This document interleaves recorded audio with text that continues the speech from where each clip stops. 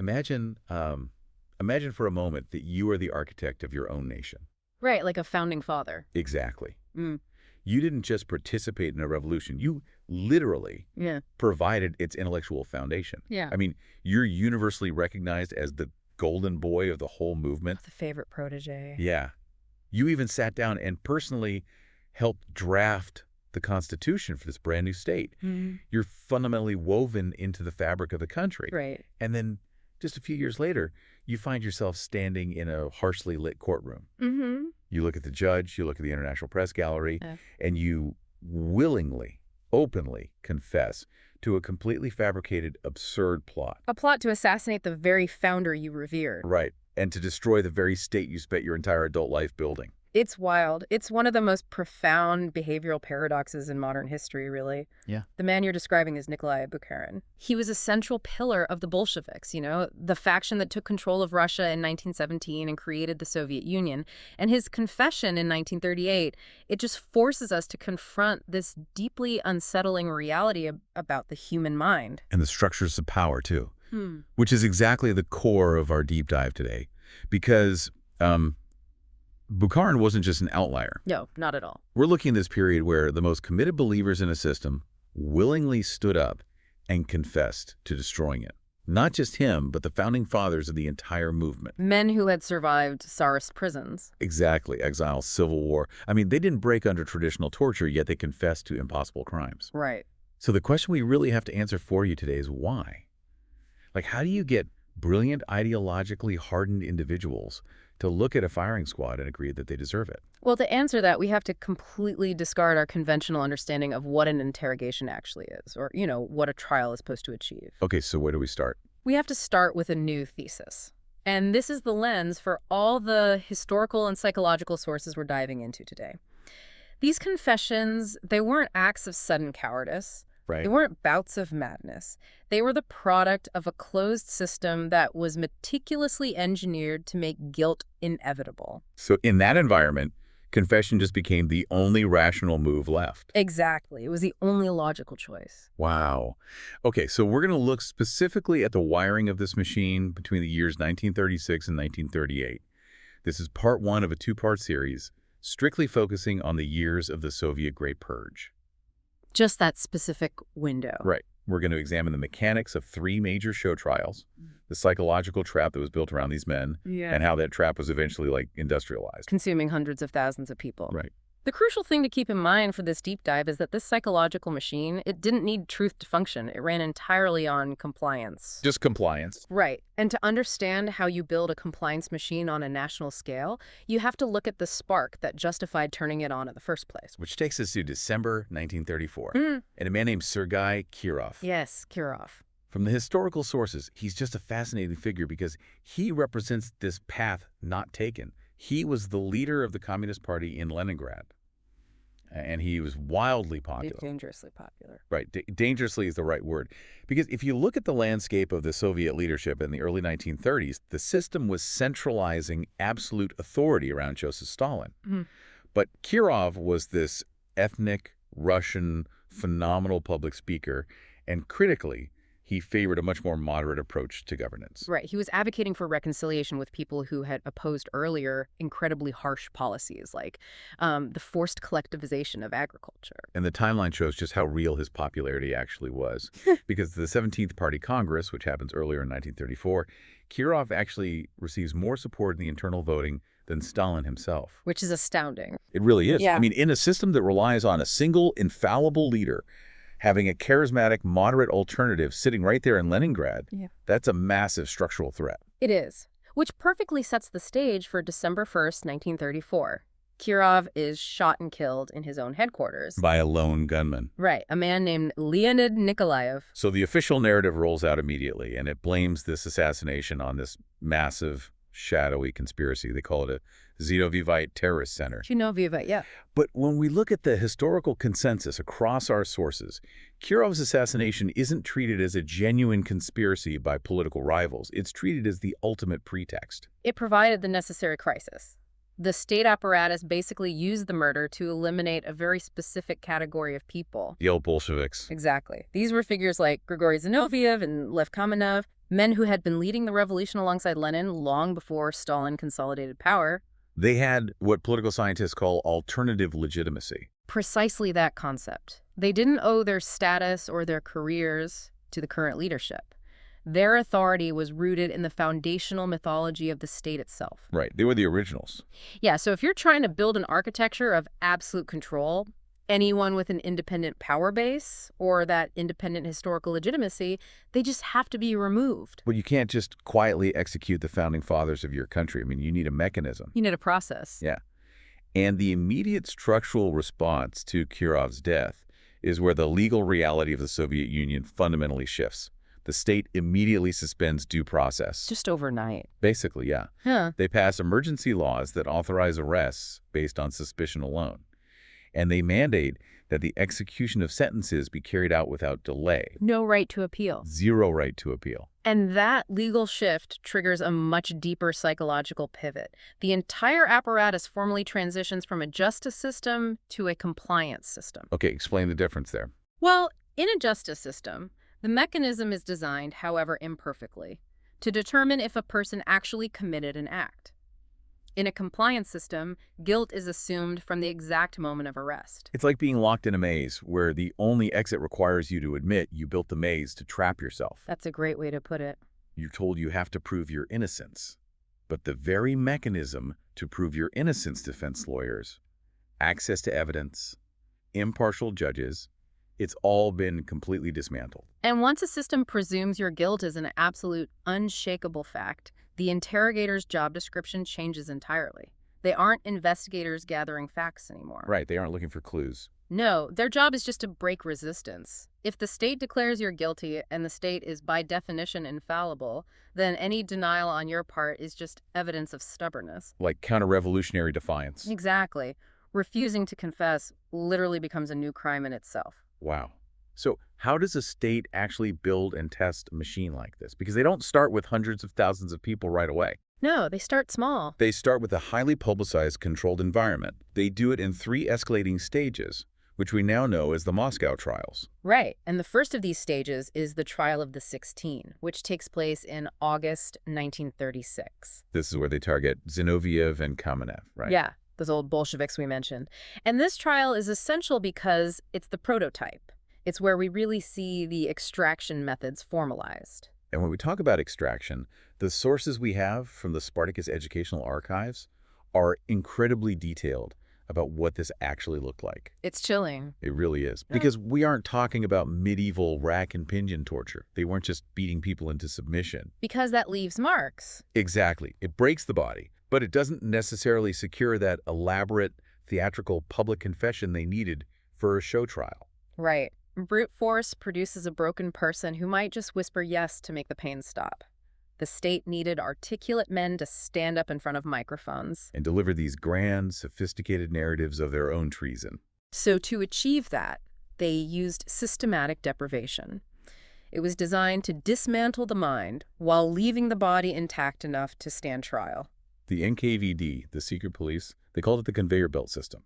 Mm. Let's break down the mechanics of this conveyor belt because it is just clinically terrifying. It's essentially weaponized exhaustion. It is. The prisoner is placed in a room. An interrogator comes in and begins questioning. But the questioning isn't a conversation. It's a barrage. A relentless barrage of accusations, demands for names, demands for signatures on pre-written confessions. And after several hours, when that interrogator is tired, another one just walks in. Fresh, aggressive, completely rested. Right. And the prisoner never leaves the room.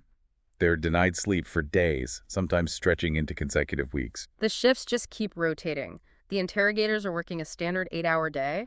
They go home, sleep, eat, and come back. While the prisoner is caught in this permanent waking nightmare where the aggressive stimulus literally never stops.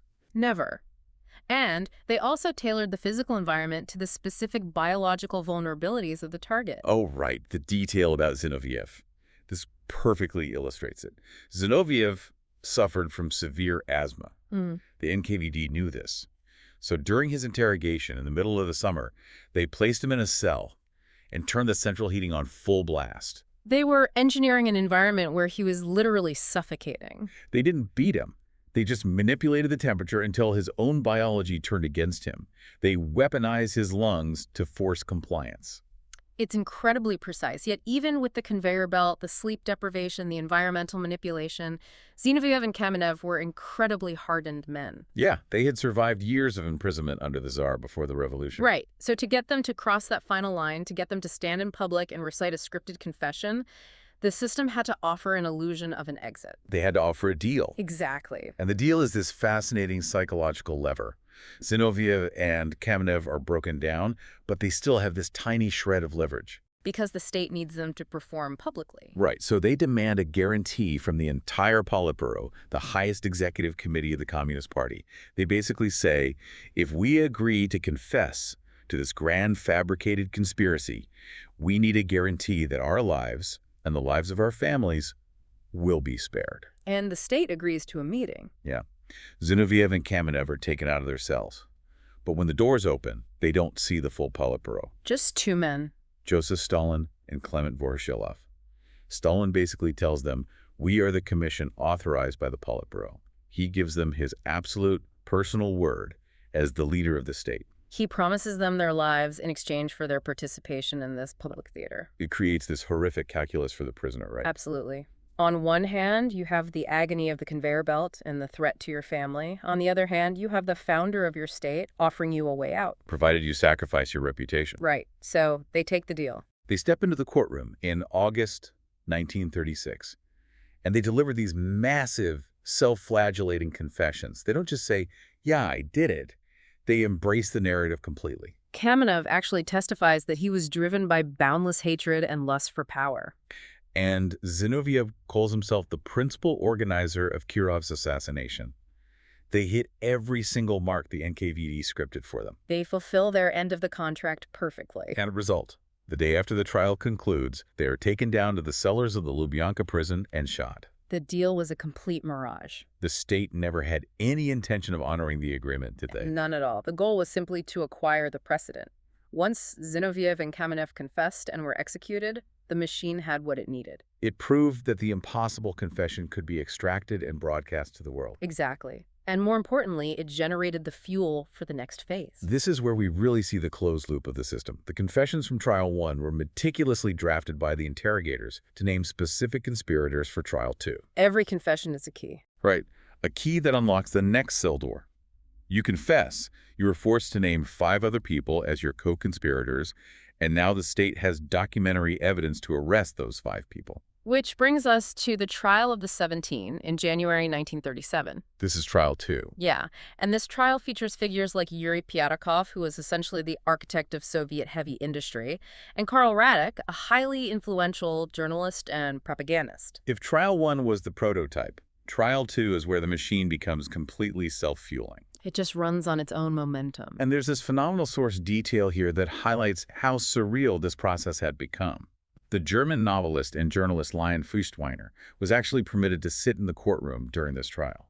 Feuchtwanger's observations are so crucial because he provides this outsider's perspective on the sensory environment of the courtroom. He writes about the demeanor of the defendants. Yeah. And he notes that they didn't look like men fighting for their lives. He said they looked relaxed. Well-dressed. Yeah, they were sitting there drinking tea. Some of them had newspapers sticking out of their pockets.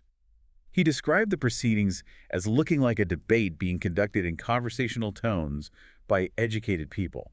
It looked entirely like a rehearsed play. Because that's exactly what it was. Yeah. By the time these men reached the courtroom, the interrogation phase was long over. Pyatakov, for example, had been subjected to the conveyor belt, he had been worn down, and he had finally agreed to play his role as a matter of what the system termed highest expediency. Highest expediency. What does that phrase actually mean in this context? It implies this twisted logic where the individual recognizes that resistance is futile and that the state's narrative, no matter how false, must be served for the greater good of the party's stability. So they just give in for the sake of the party. Yes. Pyatakov essentially collaborated with his interrogators to refine the details of his own fake confession. He acted as an editor on his own death warrant to ensure it sounded plausible. Oh, wow. So the courtroom was literally just opening night. But within this highly choreographed play, Karl Radek is a massive anomaly. The rule established in Trial 1 is you confess, you get shot. Pyatakov confesses, he gets shot. Almost everyone in Trial 2 gets shot. But Radek survives. He's isn't executed. He's given a 10-year sentence in a labor camp. If the machine only produces death, how does Radek negotiate a 10-year sentence? Radek survives because he provided the most valuable currency in a compliance system. He provided the crucial, undeniable narrative link to the ultimate target. Wow. Radek's survival was strictly transactional. During his interrogation and his testimony, he gave the state the required evidence to justify the arrest of Nikolai Bukharin. He fed the machine its next meal. Precisely. Radek understood the mechanics of the purge better than almost anyone. He knew that denying everything meant death. He knew that simply confessing meant death. So his only option was to make himself temporarily useful to the architects of the purge. Right. By handing them Bukharin, he bought himself a stay of execution.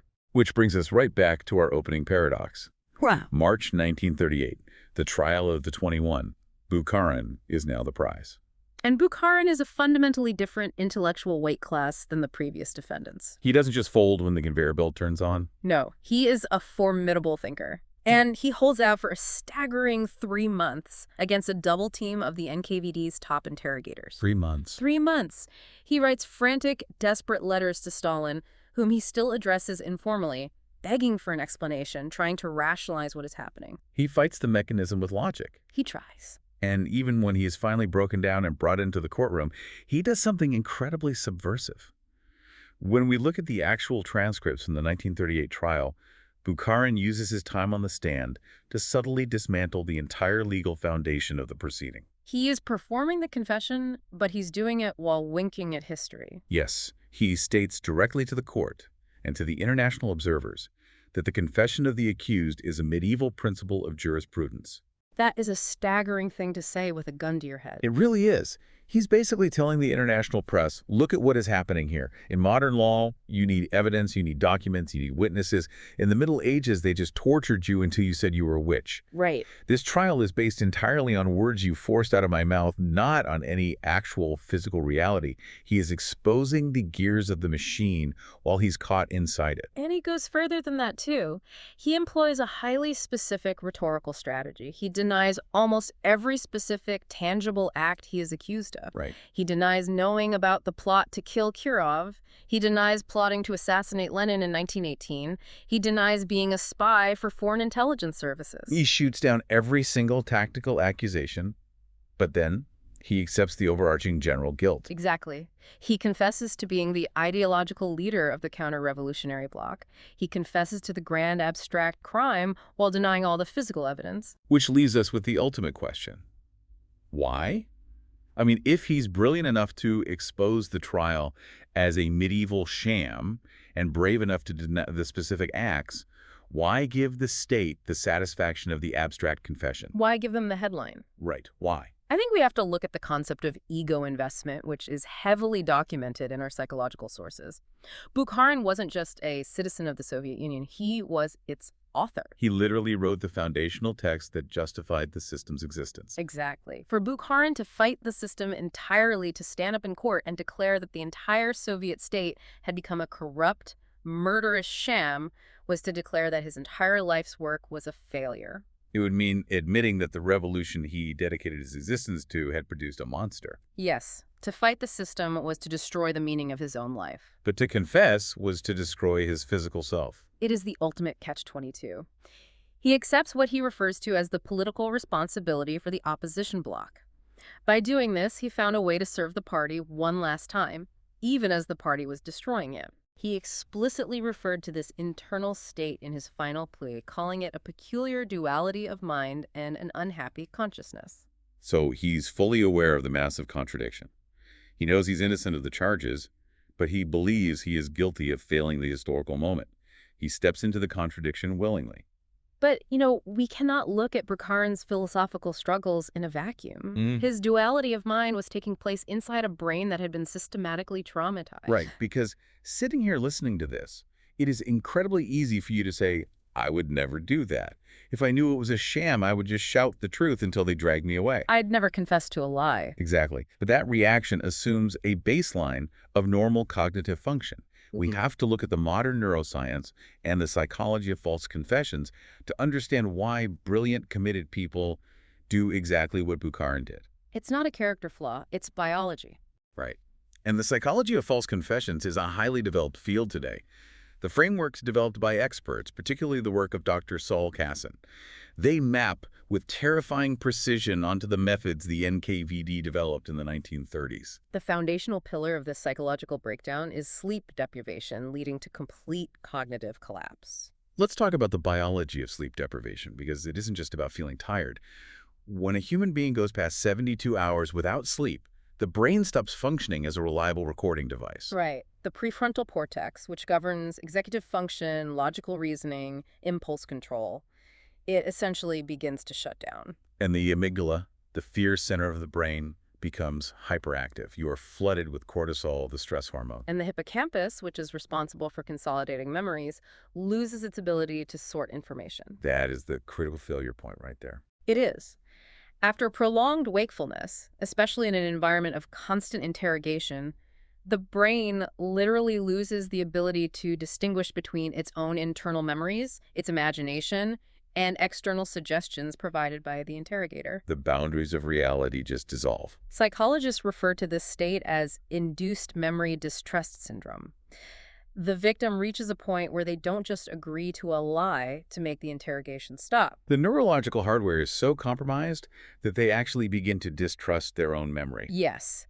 They internalize the narrative that is being aggressively imposed on them. They begin to believe they might actually be guilty. The brain just short circuits. You mentioned Saul Kassin, and his Alt-Key experiment is the perfect modern illustration of how easily this hardware can be hacked. It really is. And this wasn't done in a dungeon. This was done in a well-lit university laboratory with ordinary college students. Explain how that worked, because it's wild. The methodology is brilliant in its simplicity. Kassin recruits students for what they believe is a standard typing test. The researcher sits them down at a computer and gives them one very specific, highly emphasized instruction. Whatever you do, do not hit the Alt key on your keyboard. Exactly. If you hit the Alt key, the computer will crash and all of our experimental data will be permanently lost. It's a clear boundary. Just don't hit the key. So the students begin typing. Kassin divides them into groups. Some are told to type very quickly, increasing their cognitive load, while others type slowly. Okay. But the crucial mechanism is that Kassin rigged the computers to automatically crash after a few minutes, regardless of what the student types. Oh, man. So the screen goes black. The researcher immediately bursts into the room, acts panic, and accuses the student. You hit the Alt key. You ruined the data. Naturally, the initial reaction of almost every student is denial. They know they didn't hit the key. Right. But then, Kassin introduces the psychological lever. False evidence. The researcher brings in an outside witness, another researcher pretending to be a bystander who says, I was standing right behind them. I saw their finger hit the Alt key. They introduce an external narrative that directly contradicts the student's internal memory. And the results are staggering. What happens? Not only do a vast majority of these students eventually sign a written confession taking responsibility for crashing the computer, but the experiment goes a step further. How so? After they sign the confession, the student leaves the testing room and encounters another person in the hallway who is secretly another confederate of the experiment. Right. This person asks, hey, what happened in there? And the students don't say, they forced me to sign a fake confession. No, they say, I messed up. I hit the Alt key. I ruined the data. They have completely internalized the guilt for an action they physically did not commit. They confabulated a memory to match the false evidence presented by the authority figure. And this happened in a matter of minutes, over a completely trivial computer crash with well-rested students who had absolutely nothing at stake. Now take that exact same neurological vulnerability. Scale it up from a minor university typing test to a windowless, freezing cell in the Lubyanka prison. Yeah. You're facing an interrogator who has absolute power over your life. You haven't slept in 2 weeks. You are flooded with cortisol. The interrogator isn't just presenting a fake witness. They're presenting signed confessions from your best friends saying you're a traitor. Under those conditions, hopelessness becomes a highly rational state. Kassin explicitly notes in his research that subjects come to believe in a completely logical, rational way that confession is in their best interest. Because when the interrogator controls all the variables, When they control your sleep, your food, your access to the bathroom, your access to the outside world, and when you realize the verdict is already predetermined, fighting back becomes mathematically irrational. The interrogator isn't looking for the truth. The system doesn't care about the truth. It only cares about compliance. Once you recognize that reality, that the system has already decided your guilt and that facts are irrelevant, your only remaining goal is to end the aversive stimulus. Make the interrogation stop. Exactly. And the only tool you have to buy a moment of peace is your signature on the confession. But for these old Bolsheviks, there was another massive psychological lever at play. We touched on this with Bukharin's ego investment, but it goes deeper into total identity collapse. Because the Communist Party wasn't just a political affiliation for these men. It was their entire identity. It was their religion, their family, their moral compass. For over 20 years, they had sacrificed everything for it. To be accused of treason by the party felt, on a deep psychological level, like being accused by their own conscience. Right. For men whose entire moral framework was dictated by the advancement of the revolution, a confession became a final, twisted act of loyalty to the communist ideal. Even as the institution of the party betrayed them, they couldn't betray the institution. It is a profound institutional Stockholm syndrome. But, we also have to address the final primal mechanism that the system used. Family lever. Right, because you can have the philosophical debates about ego investment, and you can map the neuroscience of sleep deprivation. But the state utilized a lever that bypassed all of that. It wasn't ideological. It was purely biological. In April 1935, a new law was passed in the Soviet Union that fundamentally altered the stakes of any interrogation. The state lowered the age of criminal responsibility. Meaning what exactly? This meant that children as young as 12 years old could face the full penalties of the adult justice system. Up to and including the death penalty. Yes, this was the ultimate leverage.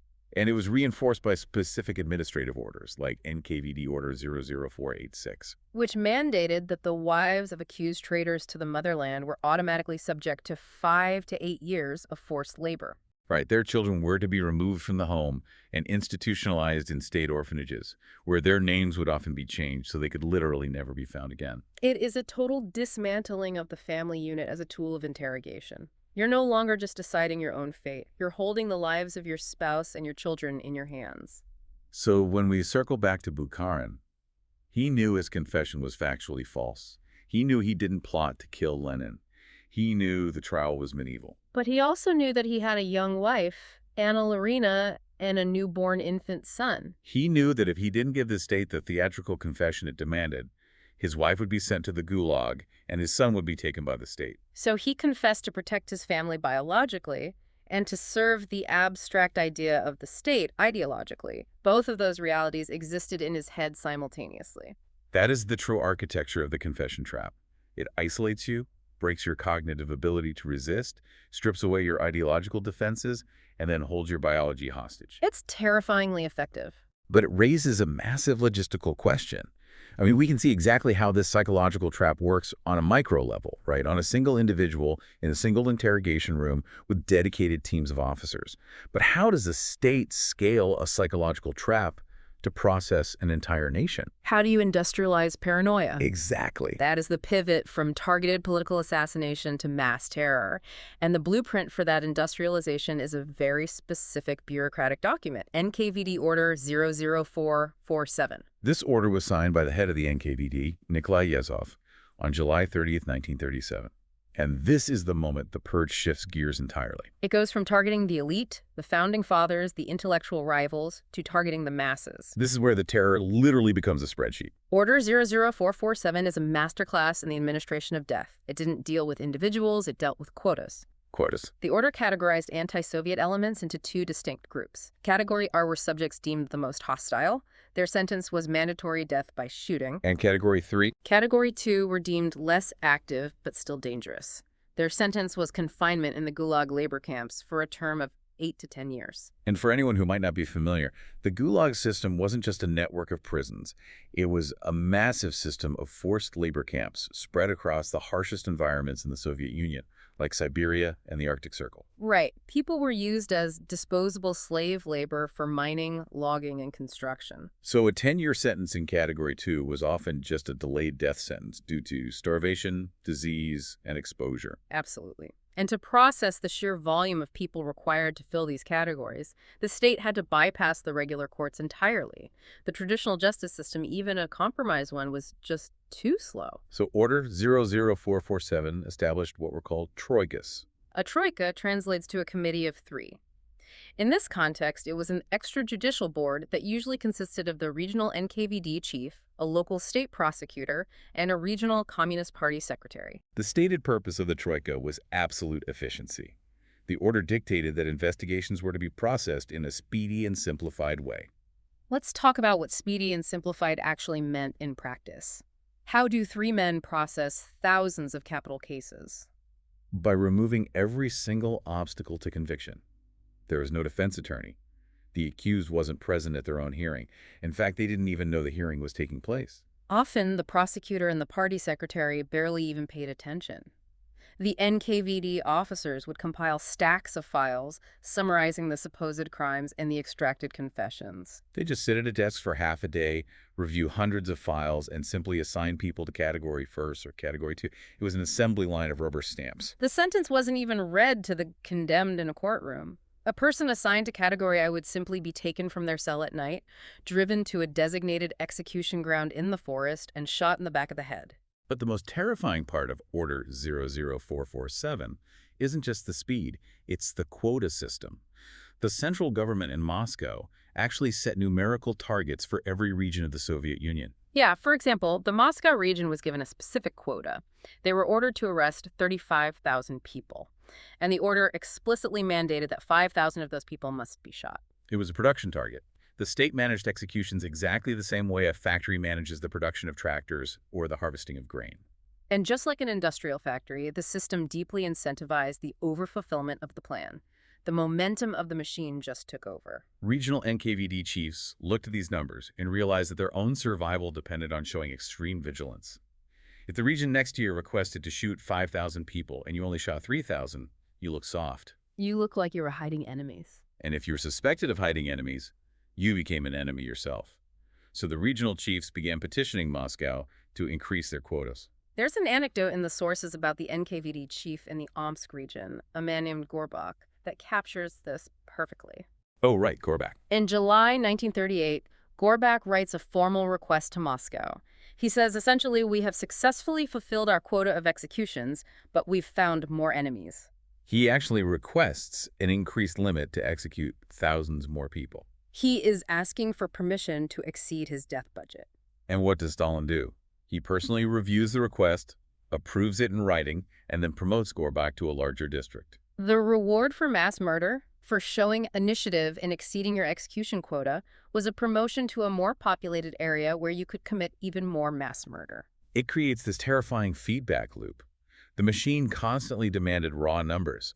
When the initial lists of suspects ran out, the former kulaks, the ex-czarist officers, the religious figures, the interrogators had to find new bodies to feed the quotas. And this is where the purge devolves into utter, terrifying absurdity. The NKVD officers had a quota to hit by the end of the month. To meet their numbers, interrogators literally began picking names out of the local telephone directories. They needed bodies, and they needed confessions quickly to justify the paperwork. So they would specifically target married men with children. Because they knew, based on the psychology we discussed earlier, that a father would confess the fastest. If you pull a single man off the street, he might hold out for weeks on the conveyor belt. But if you pull a father off the street and threaten his kids, he will sign the confession in hours. It was an efficiency hack for mass murder. By the end of 1938, almost 400,000 Soviet citizens were executed under Order 00447 alone. It was a blind dragnet. It pulled in railway workers, engineers, school teachers, peasants. If a factory missed its production quota, the manager was arrested as a saboteur. If there was an industrial accident, anyone caught in the vicinity was labeled a wrecker working for foreign intelligence. It's just chaos. Wait, hold on. I have to stop and look at the math here, because logically this is completely baffling. We are talking about the late 1930s. The Soviet Union is heavily industrializing, and the threat of war with Nazi Germany is looming on the horizon. The state needs maximum efficiency. Yet this machine is eating its own. It is eliminating its best generals, like Mikhail Tukhachevsky, who pioneered modern tank warfare. Yeah, brilliant military mind. It's executing its best railway engineers, its top scientists, its founding fathers. If you were Stalin, looking at a spreadsheet of your dead military and industrial leadership, how is this not organizational suicide? Why build a machine that destroys the very competence you need to survive? That is the ultimate paradox of the totalitarian mindset. To us, looking from the outside, competence and efficiency are the highest utilities. But to the architect of this machine, utility is entirely irrelevant. So what's the metric then? The machine only measures success by one metric: absolute, unquestioning compliance. So compliance is valued higher than survival. Consider the alternative from Stalin's perspective. A competent, brilliant general who is capable of independent thought might win a battle, but he also might question an order. He might decide the central leadership is failing. A competent general is a potential rival. Therefore, to the system, a perfectly compliant vacuum is vastly preferred over a competent individual. An empty uniform that only knows how to obey is safer than a brilliant mind that knows how to critique. Exactly. The purge was not a mistake of the system. It was a mechanism to reset the entire society to a baseline of zero resistance. A baseline of zero resistance. Wow. We need to take a breath and look at the immense ground we've covered today. It's a lot. We started by looking at how the trigger of an assassination in Leningrad allowed the state to build a legal and psychological trap, a system that assumed guilt from the moment the handcuffs clicked. We examined the architecture of that trap, how sleep deprivation and the conveyor belt shattered the brain's ability to recognize truth. And how the threat to a 12-year-old child bypassed ideology entirely. We saw how brilliant minds, men who wrote constitutions, were forced by hopelessness and ego to confess to absolute absurdities. Finally, we look at how that localized psychological trap was industrialized into Order 00447, a sprawling bureaucratic quota system that consumed hundreds of thousands of lives simply to ensure that no one, anywhere, had the capacity to resist. When we connect this historical reality to our modern perspective, it forces a deeply uncomfortable realization. It changes how we have to view confessions, interrogations, and the sheer weight of systemic authority. It proves that human memory, conviction, and even identity are incredibly fragile. Under the right systemic pressures, compliance can entirely overwrite the truth.